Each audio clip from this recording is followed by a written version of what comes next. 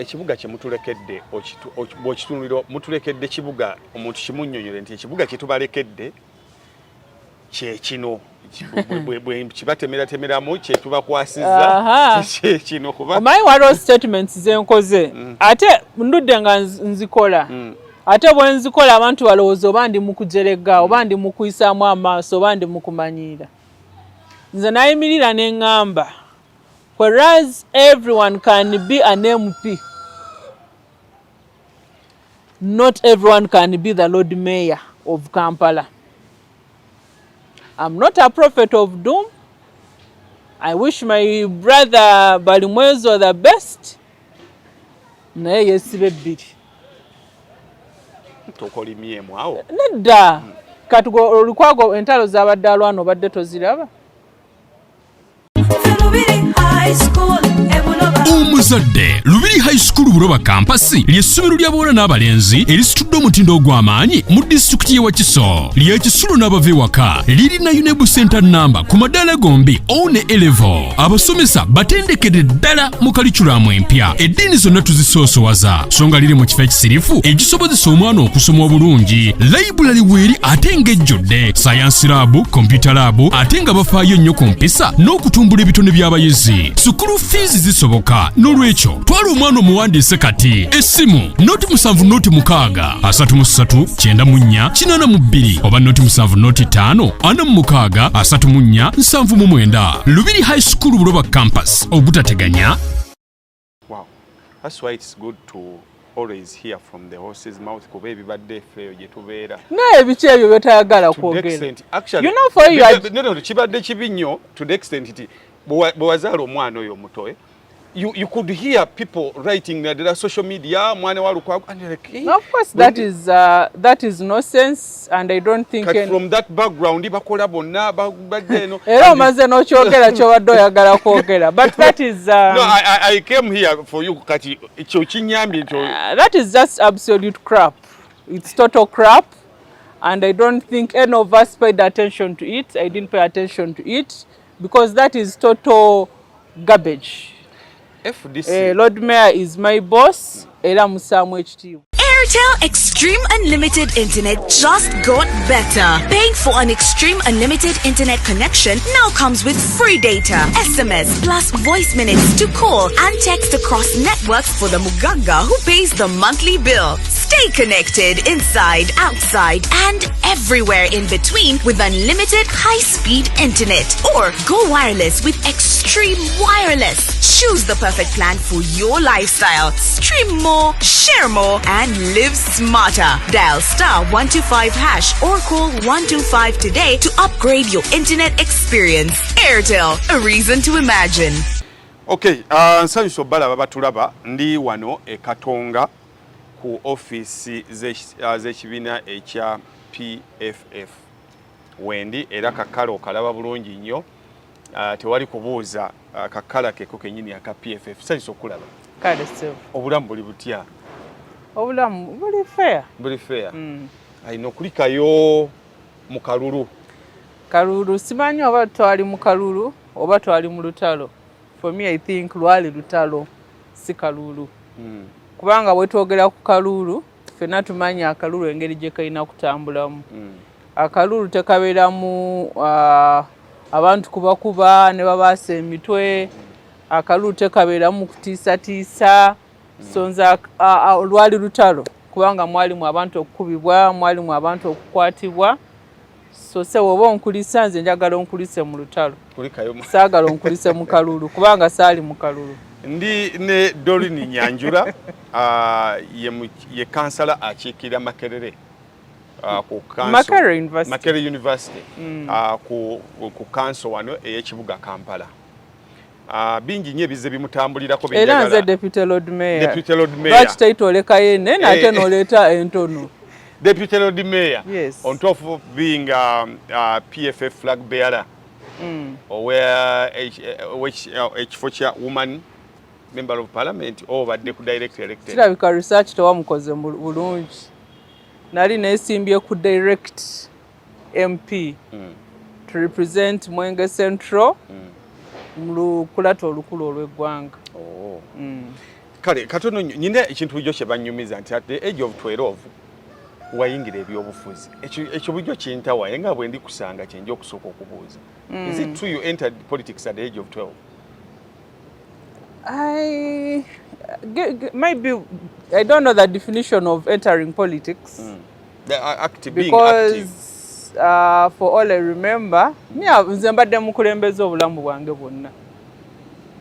Mbadde mukulembeza obulamu bwange bwonna, from where I come from home, from school. Maybe when I was still in primary 6.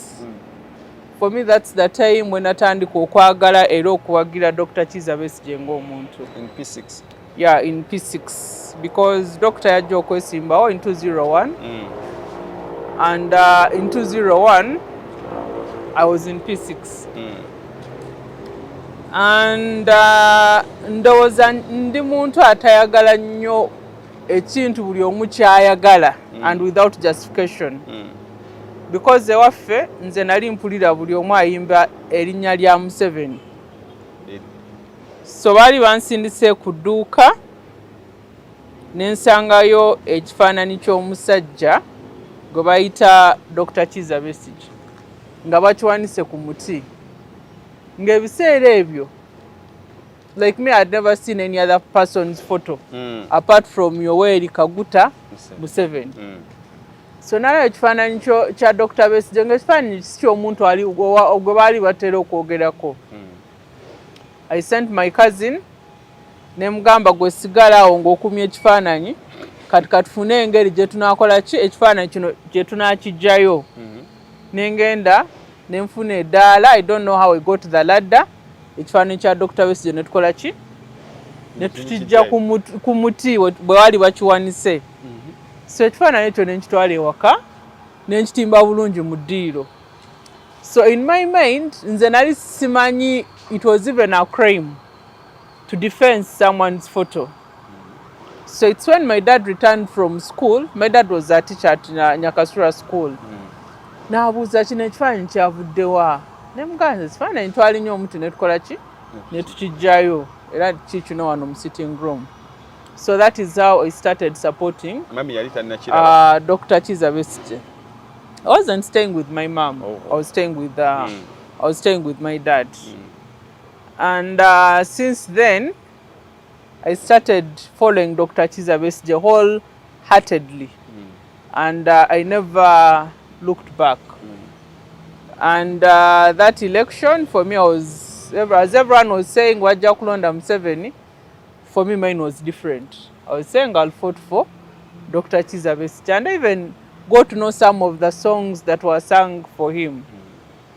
Then the election of 2006. But in 2001, you were not eligible to vote. I wasn't eligible to vote, but I was eligible to support. If you asked my daughter, I have 2 daughters. The one who is in P6, she knows that I don't support Museveni. Neither does she support Museveni. Ne bw'omuwa ekintu kya yellow naye ajja kugamba takola ki? Tayambala yellow and she doesn't like yellow. Ndowooza abaana baba balaba. Sometimes it's sifa abazadde ng'okimuteekamu. Because I remember nze nali neesimbyeko e Makerere nga yanoonyeza akalulu nga gano we can't support Museveni, we can't do what. So I think kids get to see. Abalala ebintu babiraba ku TV, I don't know, because it's not me who oriented her into that. So really, ndowooza ebintu bibaawo. And even our kids speak from us. You don't have to be oriented by anyone. So 2006. So nali muwagizi naye nga sobola kulonda. Just like we have so many kids supporting different political candidates, but they are not voters. Even my concluded election came Mwenge Central. Naina abaana bangi. And people would say singa abaana baali balonda. Nyanjura singa akalulu yakawangudde dda nga tetwetaaga nakukola ki? Nakukabala. Because most kids baali bamanyi erinnya lyange nga bw'otambula ennyimba zange bazimanyi naye nga si balonzi naye tebawagizi. So 2006, I was in Chewambe Girls School. And like I told you, nali mpagira nnyo Besigye ate nga mpagira nnyo FDC. So waliwo a builder. In your secondary. 2006 I was in secondary. I think I was in senior 4. There was a builder. There was a new building that they were constructing at Chebambe Girls School. Kati omusajja oyo yalina t-shirt ya FDC. So for me, when I like something, I always try to ask. So I approached that man.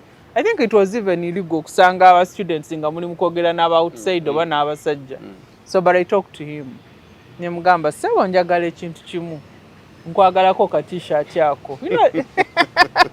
So when I see people doing these things, I'm like, hey, what are these people up to? But I understand we had also ever done it. I'm the first born on my daddy's side. No, I'm the third born on my mom's side. No wonder you were that. Yeah. Exactly. Because first born yabeera mu ebyo ebyokugulawo ekkubo. Omusajja n'omugamba njala kusajja. Omusajja n'emugamba sebo. He looked at you and njagala t-shirt eyo. Nangamba naye t-shirt ngambadde njizimbiramu like eri coach not omusenyu like how do they call sweat mu Luganda erikentuyo can I really give it to you nemugamba go jimpe nagamba kale kati jembadde ndina naye ncha kumacha ngenda kukola ki ngenda jireta. You know how men are. At least you'd have used the night ogamba t-shirt kajozeeko but he just he just carried the t-shirt. But for me, I wasn't really looking at that. So I was so happy. Nemfuna ka t-shirt kani ka FDC. Era nenkambala nentandika okuvimba mu ssomero. I don't remember. But maybe yes, maybe not. But did they even allow that? I think they had even introduced casual wear. Nga tulina okwambala red ne black. But for me, I had my t-shirt nga nkaterese bulungi. So ngobeeramu amudomitray, you know it's not allowed. Naye noyambalamu. Noyambalamu ka FDC novimba. Did you have a position by then at school? I've always been a leader, like I said. So by then, for me, when I entered Chebambe, I became the class captain or class coordinator. You know that is the only position a senior 1 can get. Yep. So it's the class coordinator from senior 1 up to senior 3 when we were allowed to genda ne usimba okubifa ebirala. Yeah, so I was a leader. Naye ng'okubeera mukulembeze class captain, what would make you a good leader? There were byali bintu bingi. When the teacher comes and he finds the class is making noise, as a good leader, either weewaayo ne bakukuba emiggo yonna oba n'ogamba everyone was doing what? Okay. Was making noise. But really, what is that? I think that's why you see the kind of leadership that we have. So a good leader, you're supposed to sacrifice yourself on behalf of others. So if you refuse to talk, nga bakuba mugwe ng'omukulembeze. Or you say, so everyone was doing what? There they would call you Achijoka. I don't know how it's called. Achijoka. Achijoka. I think a snitch. Like, mbugo yagala kwefula nyo go serious. Go wayo no bichichi. Aha. So ebyo tebyali. Eyo wayo bonna ogenda bwomu. Wabula nakubibwa emiggo. Nakubibwa emiggo. But most of the times. Walinga mukubogera. Nalingamba fena everyone was talking. So babadde oyogera oba badde toyogera nga nabo bakola ki nga bakukuba oba neneewaayo emigo ne bakola ki ne bakuba. Maybe that's why I became battle hardened. So that has been my journey. But before that, for me, when I was joining senior 1, for a very long time, my dad yali musomesa Nyakasura school.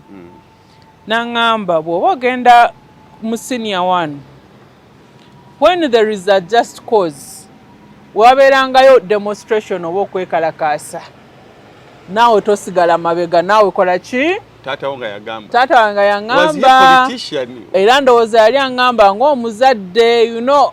I don't know by the way. Was he a politician? My father was not a politician. He was a disciplinarian. Oba disciplinarian. I don't know if that's how they pronounce it. Bw'oba oli if you have done wrong, you have done wrong. So now, but I think here he was talking as someone what would happen to students that would never participate in demonstrations. I remember Nyakasula abaana obaali babayisa bubi nnyo nga bakugamba oli kijoka. How come everybody else is participating in a demonstration and for you have decided to stay where?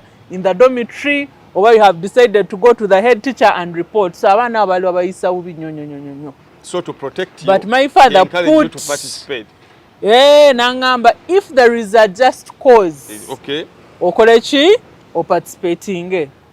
Wow. So I went, my senior one at Shebambe Girls, and I think 1 week when I had joined the school, 1 or 2 weeks, because I had not even gotten a school uniform, while your demonstration. Over what? At night, baitamu nga batumobilizinga. So nebagamba, after singing the national anthem, everybody else will, all of us shall march out of the school gate. You used to sing the national anthem at night? No, in the morning. In the morning? Yeah. Oh, so bano bali batugamba ekyokukola at night. Nga batugamba, bwe tunaamala okuyimba oluyimba lw'eggwanga ku National Assembly, everybody must march out of what? Out of the gate tugende ku district headquarters Boma. What were the complaints? And of course omanye ebyabaana. One of the complaints bali batugamba head girl would turn over into a snake, over into what? That was one of them.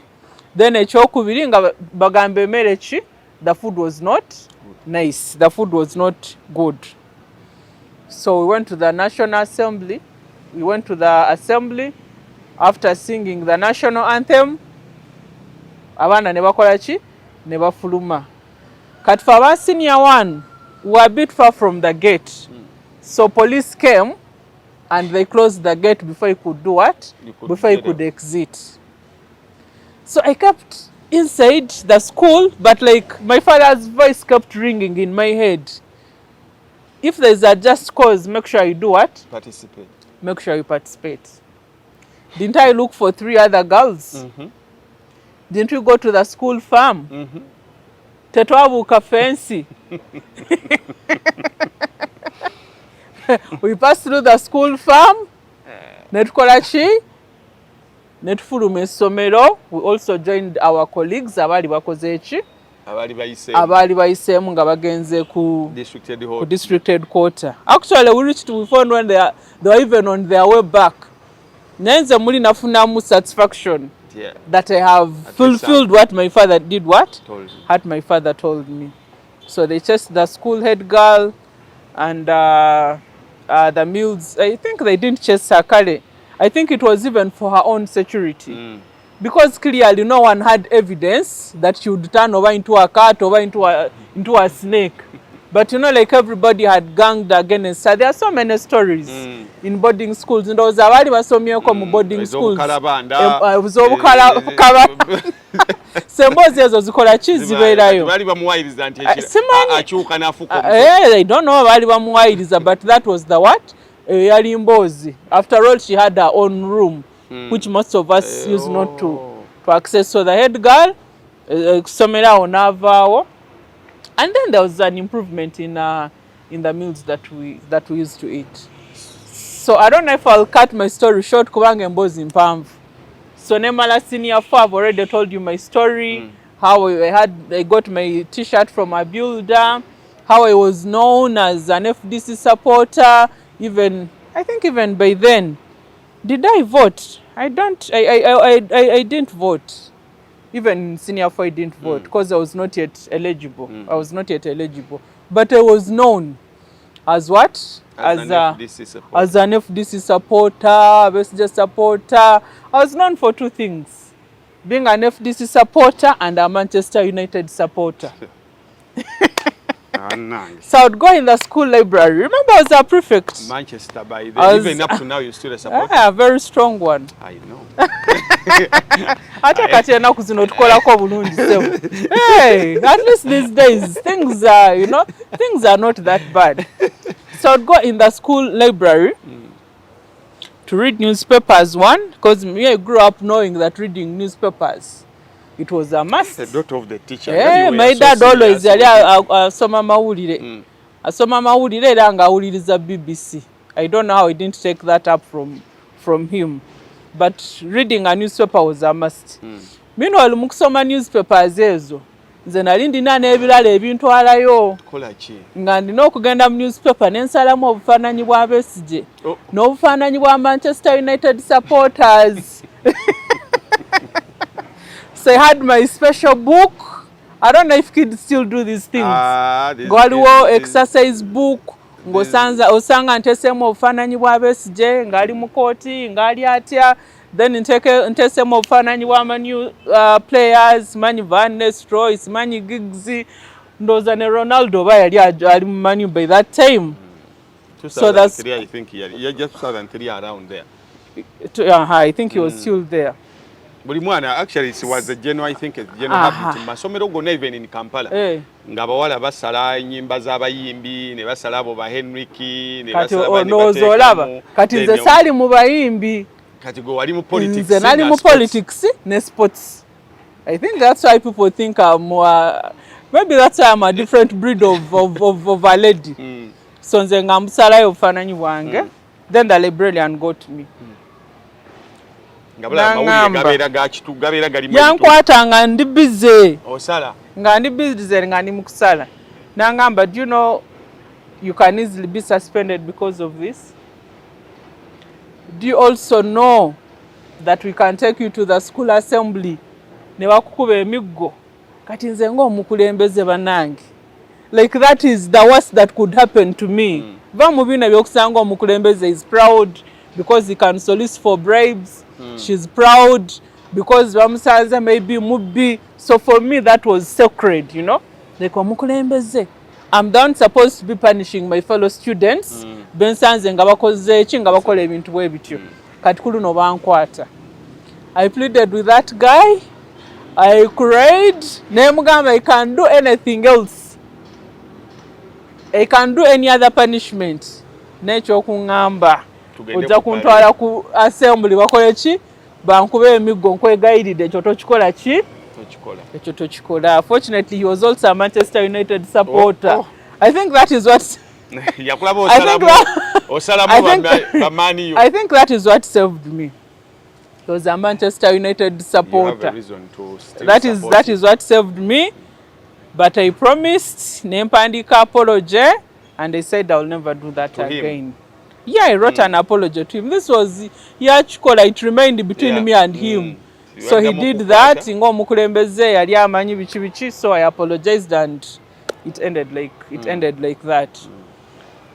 Then my A level I went to Masharuka and that is where my name FDC preacher. My former name because kati FDC to ajiva. Never nange things change. I even can't believe this. Who knew? I can't believe this. So I was FDC preacher. That was your nickname? That was my nickname. At school? Or at even in the school, society? I think mostly at school. You know, you're like, okay, you know, you have these gospel preachers. So for me, I was like, for me, I'm FDC preacher. Me, I preach the gospel of changes. I'm preaching Anjiriachi. So you could call fellow students, then you start speaking about FDC. For me now, all my arguments were about leadership, what is happening in the country, and I would know because I would do a lot of reading. I used to love reading newspapers. But at some point, I had ambitions of being a journalist. Maybe up to now, that's why I write quite a lot of stories, record videos and all that. So there was an opportunity nga tulina okumakinga uniforms zaffe. Nga ku uniform yo oteekako ky'oyagala. Essomero nga likuwadde as long as it's not abusive. Kati nze ku uniform yange, the blouse and skirt, kwaliko FDC. Kwaliko FDC. So I remember one teacher met me, he was so angry with me. That one must have been an NRM supporter. Nangamba, you're not big job. Of course, there's no you could do that because they didn't have money to go and do what and maybe purchase a different uniform. Then nsigala nacho. So every time I could see him unganekweka to make sure that he he doesn't see me. Then of course I finished senior 6, I came to Makerere University, and in my mind really I was waiting to find a vibrant FDC. So throughout your secondary journey, you did not meet any FDC leader? No. Apart from maybe apart from our local leaders. Now there's Joram Bintamanya, who was our FDC councillor at some point. He has been elected as the mayor. Unfortunately, he was convinced to run as an independent. We had our late chairman called Musana. We had Muzei, Mboijana. Still, many of them I had not met them. Nenga wabera ku radio nga waliyo talk show, I would relatively be there listening to them. So I came to campus. It was the same thing. But I remember when I was going back to school, 2006, that's the time Besja was visiting, I think he had a campaign rally in Fort Potro. That day I went to school late. Hey, I waited. Didn't okulaba Besja ono gwensoma ko at least wave at him. Unfortunately, I wasn't able to see him. So when I reached Makerere University, I went in Amanying and Sanga FDC, very vibrant. I met so many FDC supporters there. And that was 2009. Unfortunately, when I went to Makerere, I later discovered mwalimu conflicts and FDC in Makerere could hardly be stressed. Because FDC in the guild elections had 2 candidates.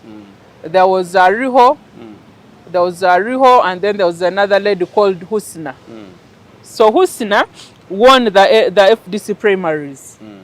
And yet Ariho, like she was this, good mobilizer. He would even talk like Besije. So everyone expected that Ariho would do what? Be the flag bearer. Would be the flag bearer.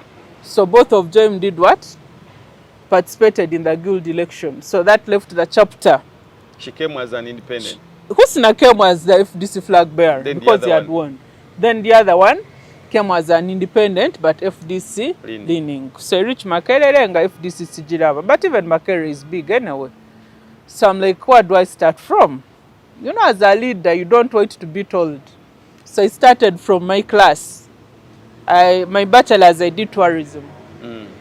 And I introduced myself. I'm Nyanjura Doreen, FDC preacher.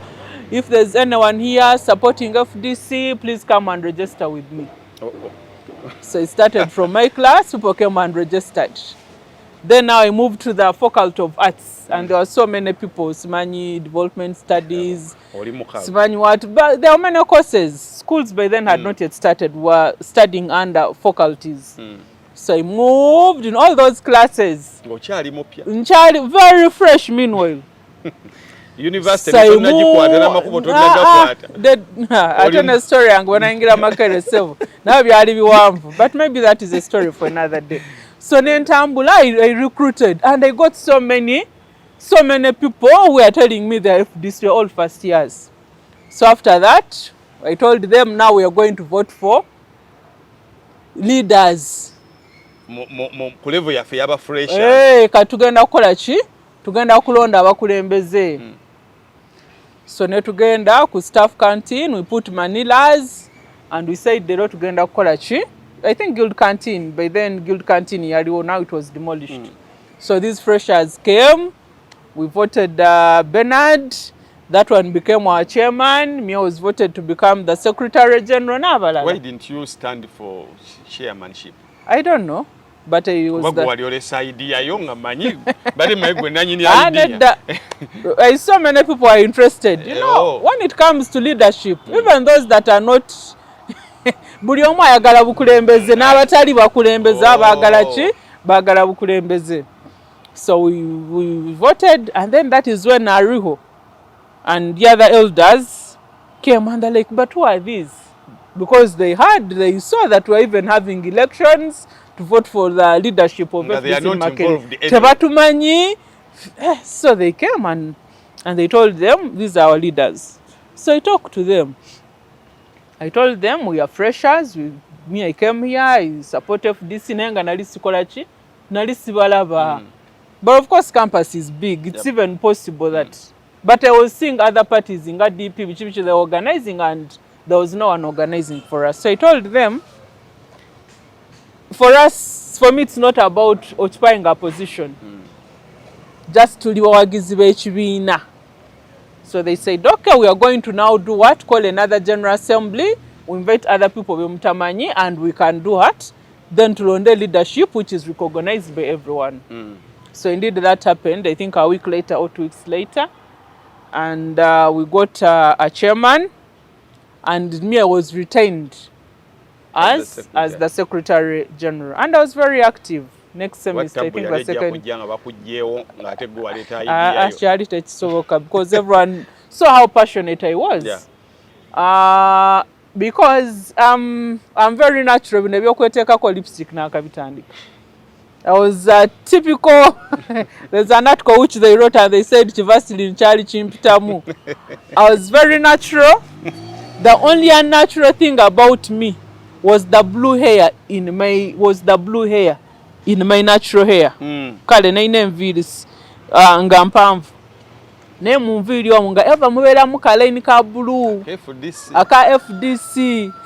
I think kunjala era bwe nteekako ku bigere ng'ogenda kusanga kochi ng'ogenda kusanga kera kala ya blue. So second semester awo, is it second or third? I don't remember very well. That's when we have guild campaigns. So I was very active. I was very, very active. Had I met him? I think eventually, I think I got to meet Bestie when the guild campaigns started, because that's when now you're going like mobilizing for resources and all that. But before that, Anne Mujisha reached out to me. If you remember Anne Mujisha, and up to now, she reaches out to me. She has authored a book. So for Anne Mujisha, fetched me from Facebook. Because I was very active on Facebook, criticizing government. Of course, I had my username as FDC Preacher. So she reached out to me and said, you know what? I think we can work together. And we did a lot of things together. We would come, distribute documentaries, how to bring down a dictator, documentaries about revolutions and all that. So anyway, so I was very active, and we had a candidate called Tayewa Oteran, and I remember he did not make it. Eventually he abducted himself. He was the son of Odo Tayewa. He abducted himself. But meanwhile, for me, I thought he was seriously abducted. So I got to know later that he had done what? Abducted himself. So I think abalala bakitegera Oteran yakola ki? Yewamba. So bululu ne bukola ki? Politics. So and he didn't make it. But then people kept coming to me, oh Nyanjura, we are going to miss you. Kati otuleke dani, we didn't make it.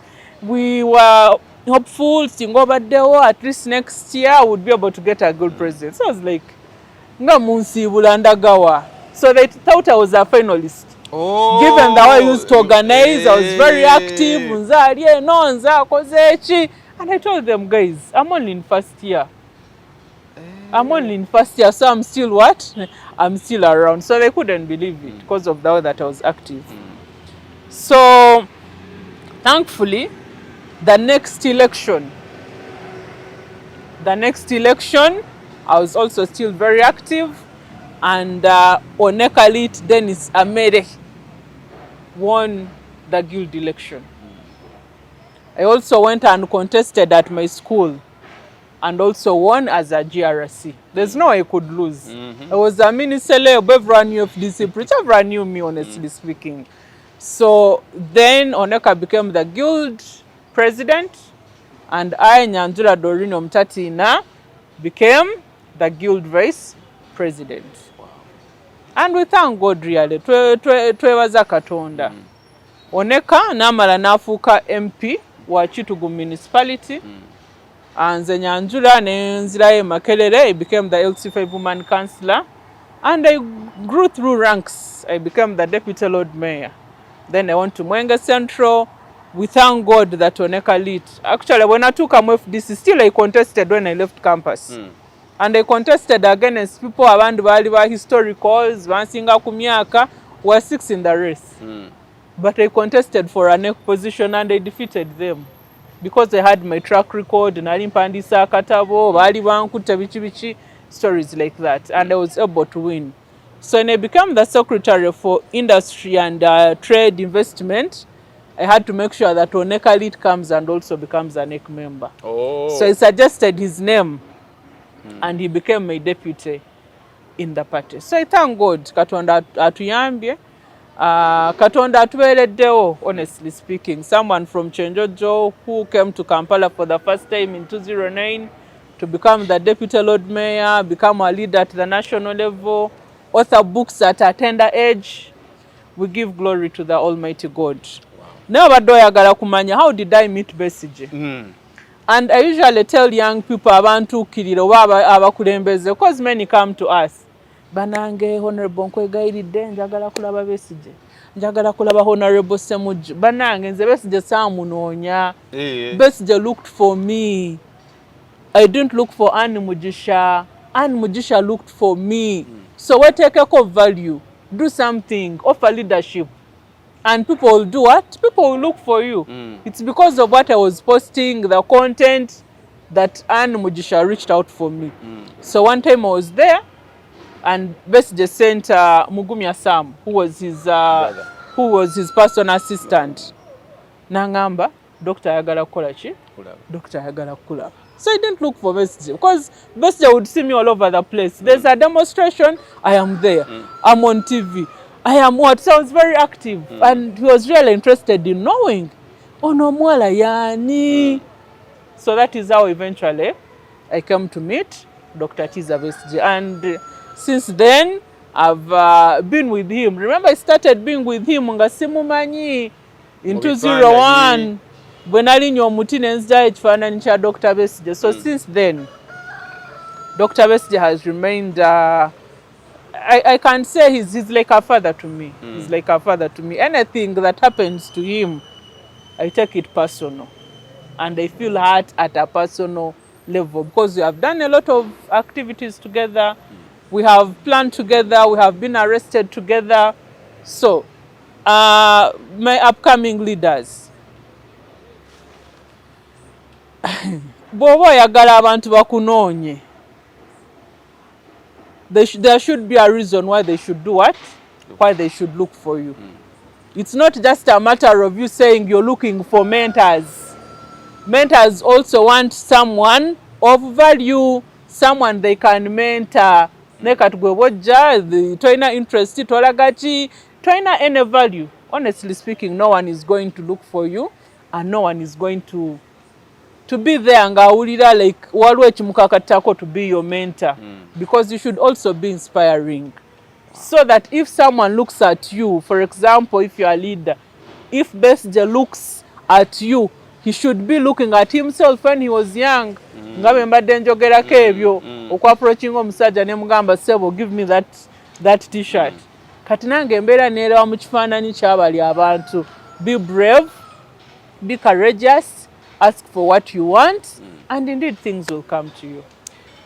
Wow, that's a journey worth celebrating. Exactly. Kongs. Thank you. Now, goberedde ng'okiikirira Makerere University. Take me through some of those things that you are proud of nga abadde akiikirira ekitundu ekyo. Well, for me, one of the things I'm so proud of, oba omuntu kyatasobola okunzijjako, is being a voice for the people that I represent. Is being a voice for those that are less privileged. Nyanjura kyotasobola okunzijjako. For me, when there is injustice, I will speak out. And I will speak out without fear or favor, no matter the circumstances. My track record, Wogenda Makerere, they will tell you when Nyanjura was here, even as a student leader, fees was never increased during my time. Meals were not scrapped off in halls of residence during my time. No vice chancellor could intimidate lecturers or students, and I failed to speak out. So I was a leader that stood by my people, that spoke on their behalf, and I represented them with all my heart. I remember at some point when there was a threat to increase tuition by 16%, and of course I was mobilizing the students not to allow that. And I was a member of the University Council. So Vice Chancellor Nawangwe wrote to the Lord Mayor. Nagamba mobilizing students, mobilizing hooligans to go and demonstrate against tuition increment. Lord Mayor watamuddamu ng'awandikira ne minister n'amugamba Nyanjura banange twagala mutuyambe ku Makerere Council akole ki aveyo, because she's here, she's mobilizing students against some policies, and we think she's not fit to be a council member. So nze kyenjagala banzijukireko, I represented them. Non-teaching staff bano mbu baagala bagoba.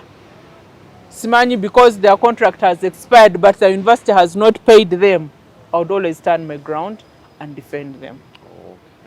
Kakati baleeta ekiteeso bazeewo obwa speaker mu council.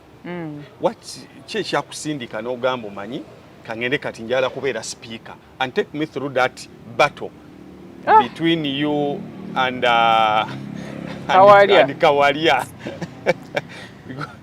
Because a lot is on the streets speaking about you and Kawalia, so I wanted to get it from the host's mouth. I think for me that was one of my worst experiences, and I even felt like maybe I'm in the wrong place, because yes, newayo that I wanted to contest as a speaker for KCC and get Kawamazo Dichusa. It was one of my worst experiences, because a lot was said, and you don't know where the thing has come from, but somehow maybe people will believe the story. And of course that usually happens, especially to Abachala. And especially if you're not even married like Nyanjura, the situation is even worse. So there's a lot of stereotyping, there's a lot of blackmail.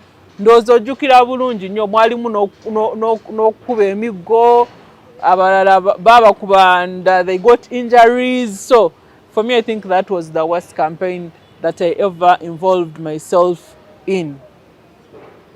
And I remember how the process started. We were there in the boardroom and they said we are voting, and they voted in Kawalia Mazoba was sent, and they said now Kawalia has won. Of course the party had to intervene. The party intervened, and when the party intervened, the party voted for me. Basoka ne balonda Kawalia ne bamu. Ante byali bya kiyaye nga tuli mu boardroom, musimanyi ba councillors bagamba fe tukoze ekife tujja kulonda ate tulonze Kawalia. So after that the party had to intervene. Nga bwe twagenda najja na nkumbi nze kyali kisinga okunnuma. I didn't petition, of course the party was interested. But twagenda enajja na nkumbi, the reasons that were being given for not supporting me zaali zikaabya n'amaziga. Nga oli akwata akazindaalo n'agamba nange ffe tetujja kuwagira Nyanjura agenda tusa obwavu. Omanyi buli omu alina ebintu byasobola okukola. Nze ebintu ebyenguzi, ebintu okugamba ngenda kujja wano oba oyagala ekintu nsooke extort money from you. So for me that is not my area. Mboyagala resolution eyite mu council ate nsooke nkujjeko sente, ebyo Nyanjura sikola ki sibisobola. So ba councillors baali bandwanisa nga bagamba bwe banannonda okuba speaker ngenda kola ki, ngenda kubasa obwavu kubanga nze simanyi bya extorting sente, simanyi bya kunoonya nguzi. And when some of the party leaders listened and they're like, but this is the leader that we want. So the party had to do what? Had to give me the flag. Then abalala, there was a proposal which had come. Nga bagamba okubeera councillor mu capital city, baali bateekawo qualification ya senior 6. kati Nyanjura nze nali mpagireyo proposal eyokuba nti buli kansala bino bitulimu ng'ogenda ku representing a capital city at least beerako with some level of qualification. Kati for me I was saying at least babeereko ne senior 4, the proposal was senior 6. I think that is the thing I agreed with the Betty Kamia. I think she was then going to table the amendments. Kati nze nga nkiwagira nga ngamba okubeera kansela mu kibuga at least you should have a minimum of senior 4. Kati ba councillors bonna jukira tewaliwo qualifications okubeera councillor. Kati ba councillors abaali tebasoma bagamba fe abatasoma tuwagirani ate yenga yali yasoma kati ate asikawalya kati some of the councillors abatasoma yasenga ono Nyanjura yali ayagala n'otugoba ku City Hall ng'ayagala kansa ebeere yaki y'abasoma. Kati abatasoma they said for abatasoma tugenda kuwagirani Kawalya. And indeed bachikola. But I mean it's a serious issue. Kubanga nange with all the qualifications they have, sometimes you find it hard to interpret certain laws. Ne kati olese omuntu aplanningira ekibuga nga mu council tuteeseza mu luzungu by ordinances zigenda kubeera mu luzungu. You get it? So it's like bananga we should have a bare minimum of what? Of senior 4. So anyway, so when Kawalya wasn't accredited by the party, he went and formed a coalition with NRM. So nakola coalition ne NRM nagatako bana abaffe atanga akalulu meanwhile kalimu ne sente va college vote, and that is one thing that really hurt me. And I remember my friend looking at me because at some point we also had to give out some money. Nangamba Nyanjura nkulaba, you're doing things that you really do not believe in. Kubanga akalulu kasizinga okuba akalulu ka Nyanjura between Nyanjura and Kawalya, and it became a competition between Kawalya, NRM, and then Besije, Lukwago, and FDC. You get it? So abali balwana nga side eno waliyo Besije, waliyo Lukwago, waliyo FDC, waliyo ne Nyanjura. Kati nga side eno waliyo side eri waliyo state, waliyo NRM. Nga NRM ye wagirani nge wagira Kawalya, because they could not stand a Nyanjura as speaker with who? With Lukwago as the Lord Mayor. So Kawalya at the end of the day kati nange ngangamba banange sola kuswaza Lord Mayor, sola kuswaza ani Dr. Besije banesize, but of course the other one had more money. So Kawalya defeated me with 3 votes, and also Burhan won. Like I told you, it was a coalition with NRM. And I remember the first person to congratulate him was an NRM. I don't still remember who it was, but it was a minister. Nga tuchali ne mu council chambers. The first person to congratulate him was what? Was an NRM minister. So that is how the whole process ended. And I thank God it ended. I thank God that I came out from that process when I was alive. Kubanga abantu bakubibwa emiggo abalala ne bakola. It was a very bad experience. You'd be there walking ogabananga abaye bakawalya kati tebali mukungoberera. Kati nze byo nali sibimanyi ebyegaali, simanyi okutambula n'egaali, okutambula n'abayaye. I didn't know about that. Kankotingeko ku bigambo bya Kawalya about that process. It was a battle between you and him. Now, nga ekirinza okuyamba omukumu okuyitawo is to make a coalition with the NRM. And from him, he says, waliwo meeting ezatuula between your side and Burhani's side, owe NRM, and banamboze Alan Sewanyana nammwe ne mutula n'abe NRM ne musooka mubawa offer ti Nyanjura bw'ayitamu Burhani ogenda kubeera deputy. Kakati ye bwakiwulira ebyo yabyogadde kati oba yabyogera luli si byawala nnyo tebinnaweza nawe. Of course Kawalya is being Kawalya. So kakati he's a very dishonest guy, by the way. Of course, there was no meeting that sat. Wali ogenda kuwangula otyanga NRM yayinamu bakansala bangi. Of course, for me, I reached out to them as what? NRM. As like, no, I didn't meet NRM people. But like I reached out to councillors. Ngabojja no gamba and me used to do a one-on-one mogenda kola chi. Nayo kugamba simanyi meeting yatula. So mbewa meeting amali. Mbwelumu namboze yatulawa. Musimanyi elumu Lord Mayor n'aba NRM. There was never such a meeting. So NRM wali oyogeddemu nabo bakulonde. Like you know that way because they are also councillors. So do a one-on-one. Nera tebali banji. Abasinga era bali tebampahudde. Really they were because clearly they showed me that they are not with what? They are not with me. Era ababalala abavaayo abali babiri nabo banfera. They just wanted money. So kuwangula kalulu wali n'okubako n'abe. But remember FDC fa abali basingayo ba councillor. We were 32. You get it? I think we were 32 or 34. NRM yaina musanvu.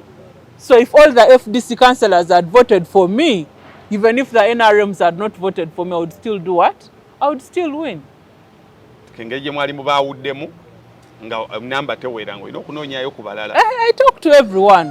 I talk to everyone. Nenze sakola like a coalition oba kukola agreement byebyo no tetwabikola. We just talk to councillors. Oh, kuba kati nze ali ku street ya ombanko nkululinga nti buli omu yayogera n'abe NRM naye asinga okwogera nabo bulungi gwe bawa akalulu.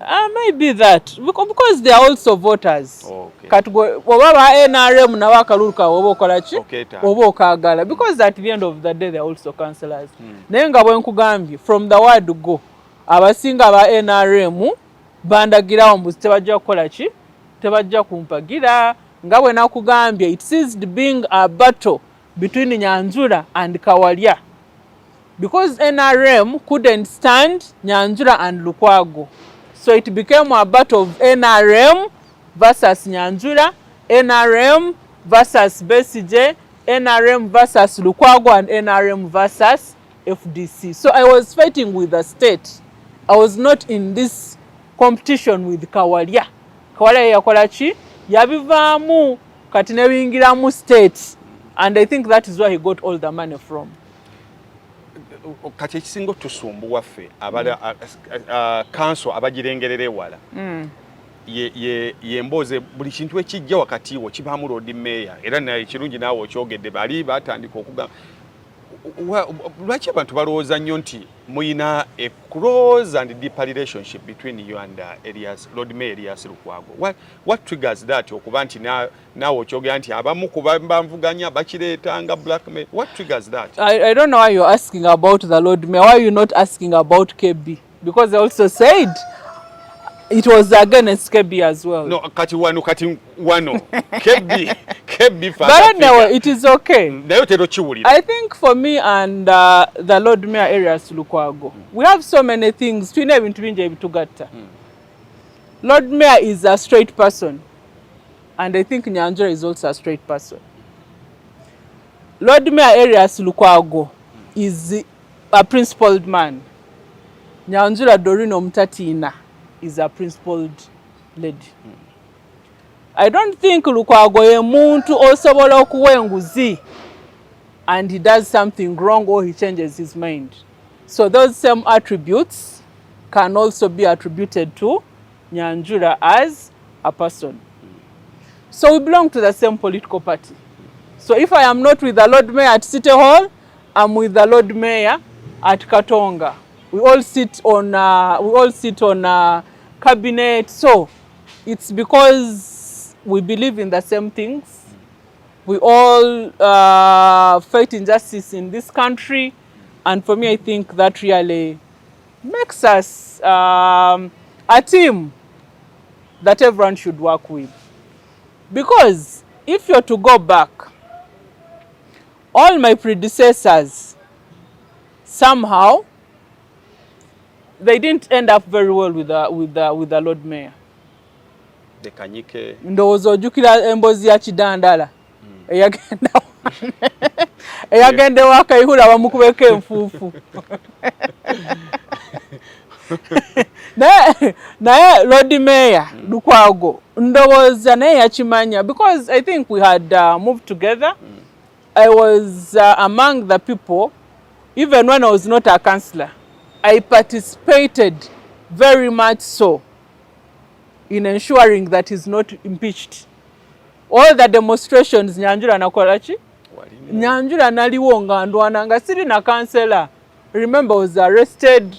I remember no designing banners when we were going to hold a press conference here. Nzone Ingrid twava Nasa Road sawa mukaga z'ekiro. Nga tugenza okudesigning banner the following day to college to take a press conference. Both Ingrid and I fena tetuli Baganda. Kati nga tugenda wali nga twagala kuwandiika omulodi wali. Kati fe twavaayo nga tuwandiise omulodi wali. Because temwawangala. Kati fe tukeera wano ku makyanga Besigye ali redde Lord Mayor ze nga tumanyi bannange twasize nga bani ekoze eki. I think even the person designing it naye teyali Muganda oba yali mu Northern oba Baganda abana bali wansi simanyi. Spellings ez'Oluganda. So we come here. So that so Lord Mayor and I really we also come from far. Ngolaba at least newayo. His election of 2011. That's I was still in the FD structure in Makerere. I was the one in charge. Not appointed. You know me, I don't wait for someone to appoint me to be in charge. But I was very active, looking for his vote, bichi. So I was there. Katugwe woberanga gwe Lukwago. Wouldn't you really be comfortable working with a person like Nyanjura? Ngochimanyi you have the same interest. Ngochimanyi Nyanjura siye muntu gwe bagenda okuwa sente and she betrays you. I think anyone would be comfortable working with Nyanjura. Of course, Chidandala we agenda kati ne wayingirawo Hajat Sarah Kanyike. And I think you also know that she exited and also joined the ruling government. So I think from the time that we had moved, probably Lord Mayor got to see Nagamba naye this lady. I think we have a lot of things in common. We have a lot of things in common, and I want to thank God. I want to really thank God that Lukwago Erias Lord Mayor trusted me with a responsibility. And I did my best, of course, under his guidance. Atech Sanja Chafe, it's coming to an end. I don't think Lord Mayor can say Nyanjura went behind my back. I don't think he can say Nyanjura betrayed me. Of course, inga abakulembeze bonna mubeeramu n'obuntu obutonotono bw'okusika emuguwa, but not so much. So we have moved, we have served, and I thank God. Era bwe tutyo bwe twasigala ne ku City Hall, Namazi went and joined NUP. Muganga Mikidadi, because Faba FDC abaliwo, we are only 4. Muganga Mikidadi went to NRM. Abasigala mu PFF, Bani Nyanjura nani ne Lukwago. Especially that I was even going to contest in an area that was an NRM stronghold, where everyone was telling me, please come as an independent. I stood my ground. Katgobobera gwenga Lukwago. I'm just putting myself in his shoes. Wouldn't you feel comfortable? I would. Having Nyanjura Doreen as your deputy? That's why it is good meeting. When I was nursing my wounds in akalulu kamaze kunkuba, navayo, and I said now, my priority number 1 is to make sure that Erias Lukwago wins an election. Maybe abasinga yandibadde bananga akalulu kankubye nga wekubagiza. But for me, I knew there was a mission to bring back Erias. Lord Mayor had to do what? Had to win an election.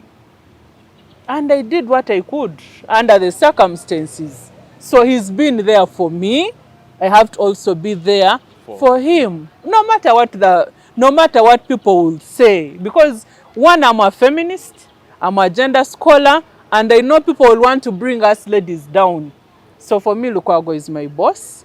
He's someone I admire, he's my mentor, and he's someone that I have learned a lot from. Mu bantu b'ensaamu ekitiibwa, Lord Mayor Erias Lukwago mwali era nkimusaamu up to now. God bless you, his worship, Salongo Erias Lukwago.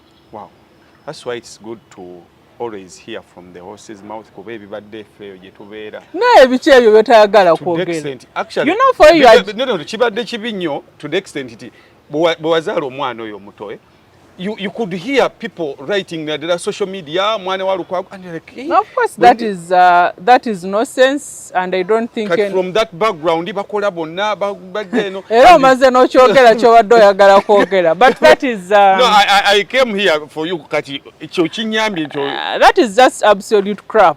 It's total crap, and I don't think any of us paid attention to it. I didn't pay attention to it because that is total garbage. FDC. Lord Mayor is my boss era musaamu ekitiibwa wange, so abatalina ebyokwogera, of course people will come up with all sorts of crap, yeah. And people maybe say that so that they divide us, but here we are still strong, we are still standing, we are still offering leadership, and we are still fighting injustice and fighting for the downtrodden. FDC bwefunamu obuzibu bwe yafuna ne tufuna Katonga abamu ne basigalayo eri, FDC gye wayagala ennyo. Take me through that experience of deciding nti omanyi the initials F, C, FDC, bye bye. Of course it really took a toll on me. Kubanga nzijukira, I don't know how the date has even skipped my mind. Maybe it's deliberate so that I try to forget some of those bad memories. Najja wano, that day, nga tuyina delegates conference. I think it was National Council. Enajja Nankumbi. It was a delegates conference. So I came here and this place was surrounded. Then Dr. Besja was in office. Nyamugamba omanyi, nangamba engeri ekifo kino gye surroundings. I think it would be foolish of him okutambulira mu motoka ye. So he let his car go, then n'atambulira in my car. Naye twali tuwulidde mbwe najja Nankumbi waliyo like some insecurity, deployment, what, and we had sent there Makoa asooka agende atubuulire ki ekigenda mu maaso. So we call Makoa is not picking. So we moved with doctor, his car had moved ahead, we went to Nsambya, and nga tukubira Makoa, but we are not getting any feedback. So ngamba doctor omanyi, kati nze kangende, and I see what is going on at Najja Nankumbi. So reaching Najja Nankumbi, I find hooligans. Ngobalabira ddala bano bayaaye balinga abanywedde n'enjaga nga beebisa amaaso biki, and yet we had earlier on said fe bali side eno nga bamanyi Nandala yajjayo sente because they had told us they are planning to beat us up. Nga tugamba we had said bwe tunaasanga deployment oba abayaaye, we shouldn't attend the delegates conference surrounded by abayaaye. So I reached there, nze nensanga abayaaye nga batulinze ku gate. So of course I confronted them. For me, when something is wrong, it is wrong. Ngamba naye mwe muvaawa n'abagala okunchekinga. Munchekinga nga baani. Then now I went behind where the delegates conference was taking place. And I found, I think, Honorable Salam, where yali akola roll call. And of course I disrupted them. Nembagamba mu continuinga mutya ne delegates conference nga eri ku gate wali abayaaye. Because they had wanted to undress me, simanyi biti oba embarrass Besije, oba Lord Mayor, oba Ndisemuju. They had their groups. I go there and I tell them, no, we cannot have this. We cannot allow this. This is our party. Why are we under siege? Salam tried to calm me down. Then there was this lady, Fatuma, Najawo, Namvuma, Nayogera Binjoyo. I'm told that was the one supposed to undress me. Meanwhile, for her, she undressed herself some time back, but now she had wanted to undress me. I actually saw her recently, Ali Nancy Wambi. She's among the people that went to State House. So anyway, Namagamba, no people, you're just seated. The plan was, the agreement was, if we find the Bayaye, the delegates conference should not what? Should not go on. So anyway, there was some commotion. Fatuma Namvuma, Nakolachi. And for me, that was the most painful. So, because you have listened to my story, the way it came, that I was supporting FDC, that I was active. So my entire life basically rotated around FDC. I never imagined that I would today be PFF. So by then my plan was tujja kulwana ekibina kyaffe tukole ki tukidewo. So here you are. Tuli wano ku office za FDC, tulina omukyala tuli PFF sebo FDC FDC ekyaliyo tewabadde nga beesimbye nawo kuba president. Simanyi nayo nga tiimu esinga yabadde ku State House kyolanga mbuuzi ekyaliyo president badde beesimbyewo. Katono nnyo tukomawo tukole ekitundu ekisembayo. I want us naddala abakyala to pick some few here and there. Tulinamu n'aba aspiring politicians. You can pick a few here and there.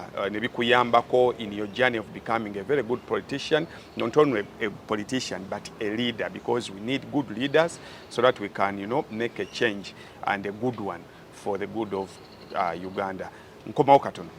Airtel Extreme Unlimited Internet just got better. Paying for an Extreme Unlimited Internet connection now comes with free data, SMS plus voice minutes to call and text across networks for the Muganga who pays the monthly bill. Stay connected inside, outside, and everywhere in between with unlimited high-speed internet. Or go wireless with Extreme Wireless. Choose the perfect plan for your lifestyle. Stream more, share more, and live smarter. Dial *125# or call 125 today to upgrade your internet experience. Airtel, a reason to imagine. Tuli ne omukyala, what's your position mu PFF?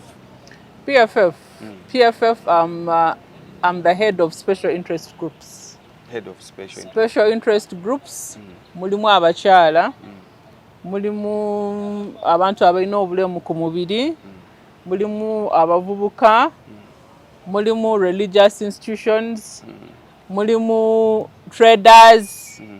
Mulimu abakadde. So eyo yeddoketi yange. All the special interest groups nzazikulembera muno mu kibiina. Wemuviira FDC eba mugiggalawo, mugigalira emabega mu moving on. By then most of the people abamu baavaayo ne bayingira NUP because by then ekibiina ekyali very vibrant ku side ya opposition. N'abamu ku bali nabo ku executive ya Lord Mayor okuli Hakim Saula. Hakim already yali wano. The only person who moved was Sebufu yali wanupo. Omuntu yekka yagenda yalina mazzi ng'atuula ku executive ya Lord Mayor. Jjukira aba FDC mweyo council twali basatu nga Lord Mayor waakuna. Lwaki bano baali bayingira NUP? Why didn't you cross to NUP eyali ey'amaanyi by then osalawo okomewo muddemu muzimbe buto from scratch? I think buli omu alina choices ze. Kubanga kati ffe twali already nga PFF. Jjukira for a very long time twasigala nga tuli FDC. Katonga. Nga tugamba ffe FDC entuufu. This was the legitimate FDC. So in short I would say aba FDC era twasigala nga tuli baaki. Aba FDC eventually bwetwalaba the process was taking long, we transitioned from FDC to PFF. So there was no need for me to move. Kubanga abasinga abali ba FDC fa abagenda muwa abagenda mu PFF. So nali mukulembeze mu FDC. Nembera mukulembeze ayaliwo nga ndwana olutalo FDC tukole ki to rescue FDC. Actually, we started a group even called Rescue FDC. When that didn't work out, I was one of the few leaders nga tutula mu meeting nga tugamba let us now form PFF. So nali sola kuleka ekintu ate nga kyenazimba. Okitegeera? So it was really not going to make sense to me. Ate nzimbe ennyumba yange ate njiddukemu. Oba nteekeo foundation ate ennyumba njireke nga tenaggwa. So nze kyali kinkakattako okusigala nga ndiki nga ni member wa PFF. Kubanga ekintu kino nakizimba nalwana FDC okusigala nga FDC naye netumala netubivaako. So it wasn't necessary. Kubanga era bwe twalimu FDC ne NUP yakola ki? Ne NUP yali eriwo.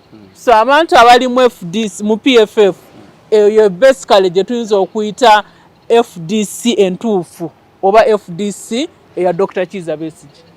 Kati nze nkugamba obulamu bwange bwonna mbadde ngoberera Dr. Besigye. He's someone I look up to. He's someone who inspires me. Meetings twatuulamu okuforminga PFF, Dr. yalimu. Kati wale yagala Dr. musulewo nga mumulekerani. You get it? So for me it didn't make sense. Ate ekirala. For me it's not about winning an election. Leadership, my leadership is anchored on principles. Abalala basobola okumpita rigid. Nenze bwentyo bwendi. Because I don't think it would have made any difference anyway. Kati singa nagenda mu NUP, singa nawangudde akalulu ka Mwenge Central. So for me at the end of the day, my leadership is not about attaining positions or using NUP as a vehicle. Kubanga nga bw'oyogedde, kitegeeza nandigenze mu NUP, not that I believe in it, but because I wanted to use NUP as a stepping stone for me to become a member of parliament. So for me, I don't believe in that. Because even in 2021, there's a lot of blackmail. Agamba Nyanjura, era asigaddemu FDC, tajja kuwangula kalulu, bajja mukuba, ajja kiraba, naye akalulu nakola ki? Akalulu nakawangu. Bw'ogenda ekyenjojo Mwenge Central, candidate wa NUP yajjayo obululu bumeka. He didn't perform well. He was actually bought out of the race a few days to election. So for me, it's about what I believe in. When that time reaches and I feel now I believe in a NUP, I think it's my right. I can always go and do what? I can always go and join NUP. But I didn't find it necessary okwabandoninga ekintu kyenazimbye ati mbungenda wa ngenda mu NUP. Kati gwe lwaki olowooza nali ndina okugenda mu NUP? No, mbadde nkuweekeza by'abantu nti by then ngeri gye mwali abantu baali bamigratinga from opposition abadde eri bagenda mu kibiina ky'NRM kuba kyekinene ekyekiri mu Buyiza. Then abaali bava eri abasinga baali bajja mu NUP because it was big by then. But waliwo ekintu kimu kyembeerawo ne I pondered about nti otudde ewaka okomyewo oyagala road mayor adde mu afuke road mayor. Then Besigye gwe watandika ne PFF akwata sente baziweereza mu NUP zibayambeko. I think NUP ina candidate mu kibuga Kampala avuganya candidate wo. What did you make about all that? Kubaba na kibuga buli omu yalina endowooza ye. Besigye aleka wagira NUP, Besigye gwe endowooza yo yali kiku naddala ku buyambyo. Besigye's thinking is quite different from the way most of us think. Engeri gye tulabamu ebintu ate Besigye ye abiraba mu ngeri ey'enjawulo. Nze njagala kuwa example. There's a time the Bobby Wine group went ne baagala okukuba Besigye e Bulange Mmengo, ndowooza ojjukiranga Dr. ava mu CBS. I think you remember that. So for me, I said ebyokulwana mu 7 kati nsobola n'okubipozinga nsooke ndwanyisa abagezaako okukola ki okulwanisa Besigye. Because for me, if you attack Besigye, you're almost attacking me direct. As if that was not enough, we went to Arua and I was still with Besigye. I remember our candidate was weak. And by then, Noop was supporting Kasiano Wadri, and the Kyagulanyi team was there. What? I first went to the venue where our candidate was supposed to have a rally. When agendayo nensanga nga tekuli bantu, nga waliwo obwana obuto. Bwana obuto bukwagala. Buli wobeera. So I went back to the hotel nengamba Dr. Omanyi tojja kugenda ku rally. Kubanga abantu tebakoze eki tebaliyo. Nze nsanzeeyo obwana obuto. So Doctor said, I left Kampala, slept in Arua. I have to do what? We have to go to the rally. Ndowooza olaba Besigye mbufe ffenna twali tumugamba tokola ki? Togenda. Abantu nabagenze eri. N'agamba we shall go. Era mwagenda. So anyway we moved. Of course ye bwabeerawo we were able to collect a few people abaali basigaddeyo ne tukola ki? Ne tugenda ku rally. Abantu baawera tebaali bangi naye baawera. We are at the rally. I see Mr. Kyagulanyi coming with his team. Ngagambeyo muveyo. I don't know if you saw those videos. Ngaita abantu ngagamba mukole ki? Muveyo. Meanwhile, this is Besigye. Bonna bali mu opposition. Hani ngamba, these people really. So to some of us, we took that very personal. Naye yadde ebyo byonna byaliwo. Dr. Kizza Besigye yali agamba, we need united forces of change. Ng'atuyita ng'atugamba bannange mulekeraawo okuvuma Nuupu. Mulekeraawo okwatakinga Bobi Wine. Bobi Wine is not the problem. The problem is what? The problem is Museveni. Kati gwe mbuulira bakulembeze bameka abasobola kukola ekintu bwe kityo. What was your question again? Mwalina Lord Mayor mu Kampala. Aha. So ye Besigye engeri gy'alabamu ebintu tabirabamu nga ffe ngeri dukola ki? Engeri gye tubirabamu. Because even when he was in prison, yali angamba, I was still among the few leaders abaali batuula ku kakiiko ka United Forces of Change. Enough this were in PFF were only 4 and I was among them. Dr. Ngambuza naye United Forces of Change mutuuseewa meetings zikyatuula. So for him Besigye, it's not about our emotions and it's not about him as an individual. So Besigye okuvaayo n'asindikira Kyagulanyi ssente zimuyambeko mu kalulu. He was still continuing with the mission that were on nga Besigye tebanaba kukola ki? Nga tebanaba mukwata. Because he organized prayers, held a number of meetings, held a number of press conferences as United Forces of Change. Nga bwe twali mu coalition, abantu by then baali batulaga mbu ekintu kya coalition baali bakola ki? Baali bakyagala. ANT for them, they said they're going to put more emphasis on building structures. Batugambe kya United Forces of Change, that is going to be secondary to them. So Dr. Besigye was supporting change. Not ng'alaba mu ba flag bearers bano abeesimbyewo. Bobi Wine had maybe stood more ground, had more opportunity of doing what? Of winning.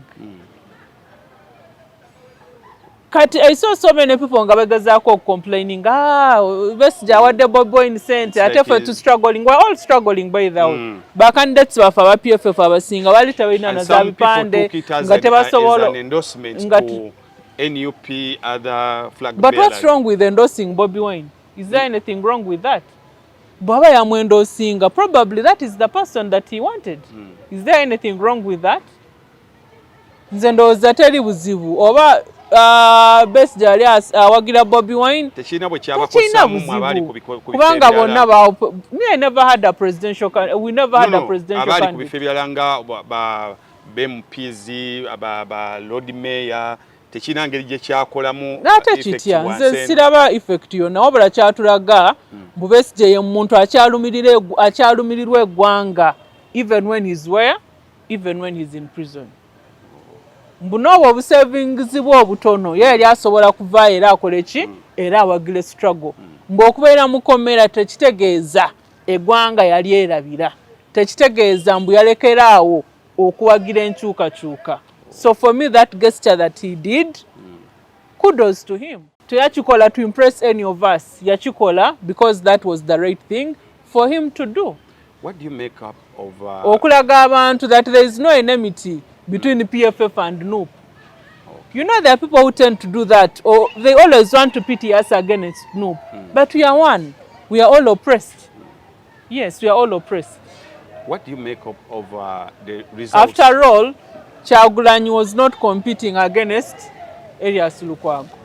But he had a candidate. Yes? He had a candidate. Yes, but for the presidential candidate. Okay. For the presidential candidate, there was no candidate. Results says as where most of your big people in PFF tebakoze bulungi. What do you make of these results? Okuva ku Kira, ku Lord Mayor, Ewe Mwenge, most of PFF members did not make it to either parliament. What do I do? What do you make of the results as nti bamemba bamwe ababadde beesimbyewo abasinga tebakimekinze? Example, the big bulls tulowoozaako nga Ekira wa Ssemujju wano mu Kampala, naawe gye wabadde, and very many of your candidates did not make it. Of course, I don't want to pretend. Kyankosa nnyo. Honestly speaking, kyankosa, especially for me after my results came in and after all the commotion, my supporters being beaten, then okuddamu nempulira. I think the first news genasooka okuwulira gaali Ssemujju bamuwangudde. Then empulira Kamala bamuwangudde. Then empulira Mujusha bamuwangudde. Like these are places where twali tusuubira a sure win. Then of course I got demoralized. And nengamba naye really what's happening? But for me, I don't know, man. Of course, kyankosa at a personal level, but life continues. Me, I don't think abantu balo. Anyway, maybe I will be, but in most cases, people actually don't vote for a party. You think Musisi defeated Ssemujju because of the party? I think it's part of the reason. Kati ate luli lwaki tebamwangula Ssemujju teyali wa FDC. And I think by then it's when NUP actually swept the entire Buganda. Almost the entire Buganda. So if you think it was the party, lwaki luli Ssemujju bamulonda. Ate nga luli NUP ya performinga bulungi nnyo muki mu Buganda. Oba olowooza kibiina.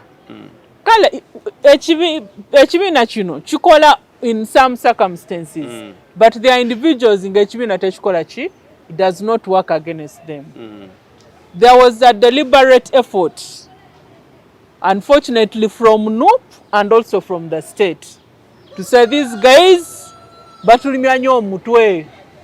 Lukwago should go home, Ssemujju should go home, Segona should go home, that whole crop. Unfortunately for those abali balwanyisa abantu bano, these people are still going to remain relevant. And maybe they'll even be more relevant nga tebali mu parliament. Because parliament was dividing their focus. You get it? Nga mu kifo kya Ssemujju okubeera wano ndowooza leero wamusanze wano era wali byakafulu ng'ali mu kukola emirimu y'ekibiina. Ng'osanga Lord Mayor, he has to perform as the Lord Mayor and the work is so demanding, and then he also has to work as the leader of the party. So for now, that divided attention is no longer going to be there. Their focus now is going to fight for justice, to fight for social change, to fight for the downtrodden in the country. I think for me it's somehow a blessing in disguise. Mbukati obudde bwabwe bonna bagenda bumala nga bakola ki? Nga balwanirira omuntu wa bulijjo, nga balwanirira ensi yaffe, ng'era balwanirira eggwanga lyaffe. Have you seen, has Lukwago stopped going to court? He's there. Kati siyo bino okujja wano n'agamba nange ndina okudduka ndina meeting ya KCC. Eba nange kati nfulumya eggwanga nga Lord Mayor bampise kati obudde bwaffe tugenda kumala nga tukola ki? Nga tulwanirira eggwanga lyaffe. Ndowooza nange osobola okukkiriza era abamanyi. Before he became the deputy Lord Mayor, I used to be very active because I mean I had a lot of time. Ndi wano nziruse ndi mukomera abankutte bakoze eki. My attention was divided. Now my attention is no longer that divided. Because the people we are talking about are boyogerako. It's not that they are going now to go and start looking for employment. No. So I believe it's a blessing in disguise. I always try to look for the positive, even when the situation is negative. Ekibuga kye mutulekedde bw'okitunulira mutulekedde ekibuga omuntu kimunnyonnyole nti ekibuga kye tubalekedde kye kino bwe kibatemeratemeramu kye tubakwasizza kye kino kuba omanyi waliwo statements ze nkoze ate ndudde nga nzikola ate bwe nzikola abantu balowooza oba ndi mu kujerega oba ndi mu kuyisaamu amaaso oba ndi mu kumanyiira nze nayimirira ne ŋŋamba whereas everyone can be an MP, not everyone can be the Lord Mayor of Kampala. I'm not a prophet of doom. I wish my brother Balimwezo the best. Naye yesibe bbiri. Tokolimye mwawo. Nedda. Kati Lukwago entalo z'abadde alwana obadde toziraba. Kusitawol kyetaaga omuntu ng'ali aggressive, omuntu ali assertive, si ono gwe mpulira mbu gojja kukola na buli omu. Ogenda kukola na buli omu how? It's not possible. Because actually Mr. Balimwezo kyemugamba ina kwesiba bbiri, otherwise he'll make the position of the Lord Mayor become irrelevant. Because state yabaddewo for a very long time ng'egezaako okulwana office ya Lord Mayor okugijjako obuyinza. Naye Lukwago si omuntu gw'onnyigira mu ttooke obuyinza bwe ng'akoze eki ng'abumanyi.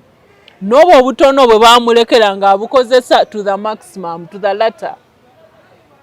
If you're saying Lord Mayor is the political head, he has been living up to that. Mbu minisita bwajja n'aweereza directive nga tezina makulu, he will stand his ground, quote the law and say I'm not going to allow that. If they bring policies mbu baagala kugoba abatembeeyi, baagala kusimanyi kukola ki, you know all the injustices they have been doing. Lukwago has been standing on the ground, standing his ground. Ebimu bigenda mu maaso under your leadership okwosa enkyana 19 bagenda kubagobamu still under in your tenure. Well, our tenure has almost come to an end. But for the last so many years, Lukwago has been there for those hawkers, street vendors. Ngagamba, yes, if you want them to get off the streets, let's have a law in place. And he has tried to come up with an ordinance which has been frustrated. If you're saying the vendors should leave the streets, can we create more working spaces for them to zimba obutale? Because it's not enough okugamba twagala bago without providing an alternative. Mbokubera Lord Mayor, you must have a thick skin. You must know the law on your fingertips. But what that tutula meeting? Nga Lord Mayor nga lawyer tarily nga kuteeka lya KCC lyokka. Nga ina amateeka gonna gakola ki? Gajjayo. You have to be psychologically prepared. Kubanga obeera mu ntalo. If you're not fighting with the president who has issued directives, if you're not fighting with the president, you're fighting with the minister. If it's not the minister fighting, you're fighting with the council. If it's not council, there are RCCs. So if it's not the RCCs, you have the technical team. So you have to be prepared mentally, physically, psychologically, oba ekirala bakiita batya n'okubeera ng'omanya amateeka. Otherwise, if you just rely on one law, you'll find the minister atandise okumanyira akuggyako obuyinza. You'll find the technical team ng'ekuggyako obuyinza. N'abeera ne Lukwago ajjayo KCC Act, n'agenda mu local government, simanyi n'ajjayo ag'obutale, simanyi n'ajjayo biki. So you must be prepared. So you must be ready to step on people's toes. So bino byampulira ono Lord Mayor azze bali mwezi agamba he's going to work with everyone.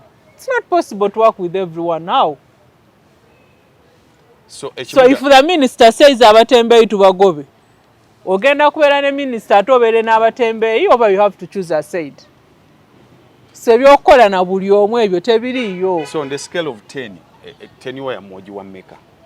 In terms of what? In terms of what we have achieved. In terms of what we have achieved, under all the difficulties, under all the challenges, I would give ourselves 8 out of 10. Under all the challenges that we have encountered. We have performed. And by the way, people who are doubting, we are giving you time. We are giving you time. I don't want to preempt what my brother is going to do, but you'll compare. Mulabe, maybe that's the time you'll appreciate Lukwago byakola ki byayitamu ng'omuntu. Nga Lukwago yabayirawo omubiri. Yayo mujabiraba. Lord Mayor ng'ava ku kitanda omusajja nga mulwadde Lukwago. Ng'agamba abantu bange neeme batwala. Abatembeeyi bange baano bazze mu kooti ng'ava muli ng'agenda mu kooti. Simanyi naye mwe mukirinde bagamba nti sira kituusa mukirinde mukirabe ebisanja ebadde bingi. Kasita kati awumudde tawumudde omutima gw'okyogereddemu bo bakyogerera mutima mulungi naye omutima gw'okyogereddemu gwa kolima. I don't know how you think I'm kukolima. You said wadde waliwo abagala awumule kati awumudde. He's no longer the Lord Mayor. Lastly, banaye personal life yo yeraliikiriza abantu tobalagangayo mwami yadde akuba jjambo yadde bagawo. But you see, for me, those are things that are really irrelevant. We are here grappling with our country with so many injustices. Our colleagues are in prison. Bestday is sick. We don't know whether he will make it. Mugumya is sick in prison. Makoha is sick. Abakyala babawamba. People are being murdered every day.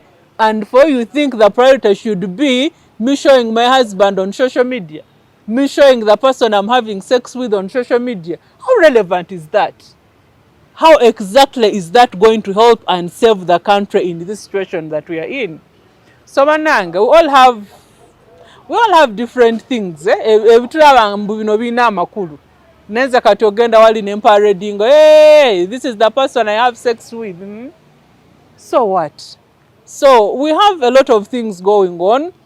I don't want to be judged my sexual life, then my political life. Tulina bingi ebitustressinga. Era ndowooza nze ekisinga okunstressinga yeggwanga. Bantu ati bamala okuba kyulugunye eno tiya gaasi abantu gamba kasita omukulembeze waffe alina yeeka agenda omuyambako muwa katunda muyambako kakibimu ndowooza ku bibeera bibalowooza. Yes, I'm in a relationship. I date just like any other human being. So nange ndi muntu, I have feelings, I have daughters, golowooza abaana nabeezaalamu. I also date, I fall in love. Yes,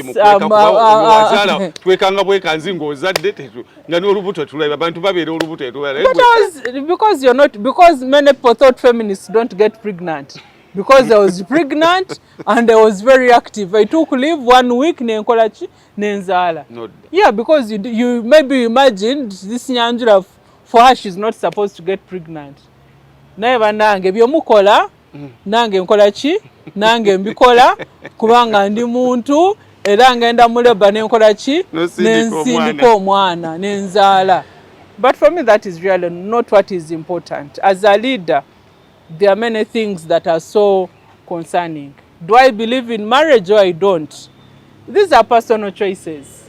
These are personal choices. And nze nzikiriza that marriage is not compulsory. Bw'oba owulira ng'oyagala kuyingira mu bufumbo osobola kugenda wa? Osobola okugenda mu bufumbo. Bw'oba owulira obufumbo tebukukolera, it's not compulsory ng'obufumbo olina kukola ki?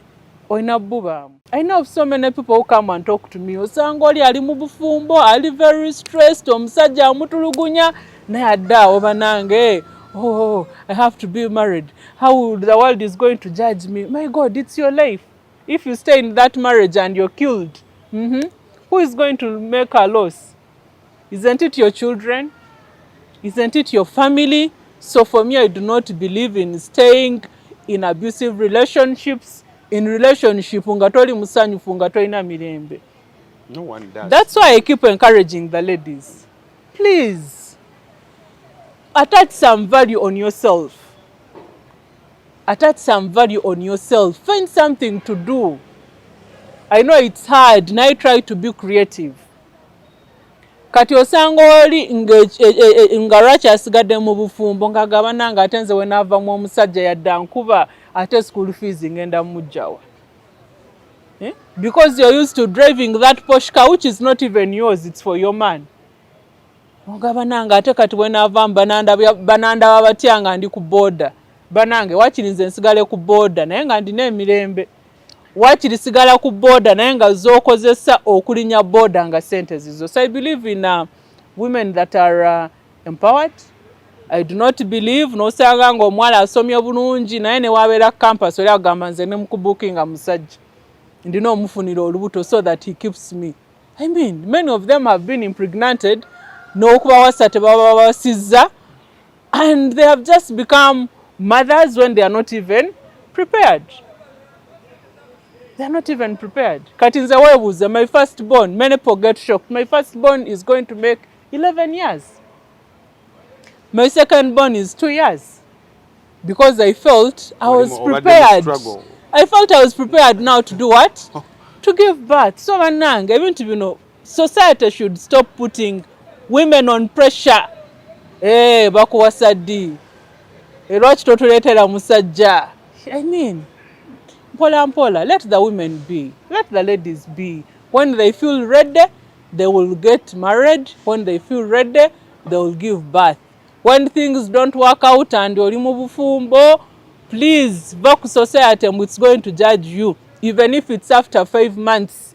If you try to talk to your man, you have gone for counseling, byonna biganye for the sake of your life. Tambula oveeyo. Doreen, your parting remarks. My parting remarks. Njagala okukuba omulanga kuba na Uganda. This Uganda is our country. This Uganda is our home. And we are never going to find another home. So njagala ffenna twekolemu omulimo tulwanirire eggwanga lyaffe. Njagala ffenna twekolemu omulimo tuleke okwerabira abakulembeze abali mu kkomera nga ba Dr. Besigye n'abalala. Tuveeyo tujje amaloboozi gaffe tubalwanirire baveeyo. Tebalina musango. Bali mu kkomera lwakuba baagala enkyukakyuka. Bali mu kkomera lwakuba balumirirwa eggwanga lyabwe. Tweyanziza. Kale, Doreen Nyanjura, if there are any questions, ojja teekawo wansi mu comment sections. She's just a phone caller. Wali kati ku kitebe nga bwe batugambye kati balina obudde weebuli tujja kuba tumufuna. Aluli abadde nnyo Mwenge ng'ali mu kunoonya kalulu naye kati tumuyina. Any question, put it down there respectively.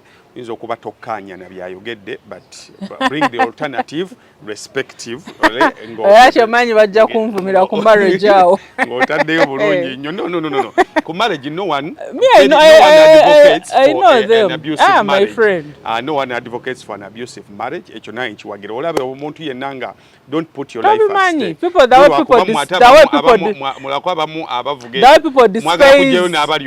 People despise single mothers. It's as if that is the worst. And unfortunately, some of them have also been raised by single mothers. If you look at Obama, the mom was a single mother. Did that one stop her from being successful? There are so many examples that we can give. So Wanange, never a single mother. Respect them. Respect them. They are part of us. They are part of our society. That will be a topic for another day. And we have another message abakyala mu bufumbo nga babakubirayo. Ngagamba abagala kubeera ba single mother. There's nothing wrong with being a single mother. It shows that you're brave. It shows that you're independent. You don't need anyone to raise your children. So bravo to all the single mothers. See where tugenda kati. Ebisigadde olutalo tuli lusimbula olulala. I need to do an interview about that, about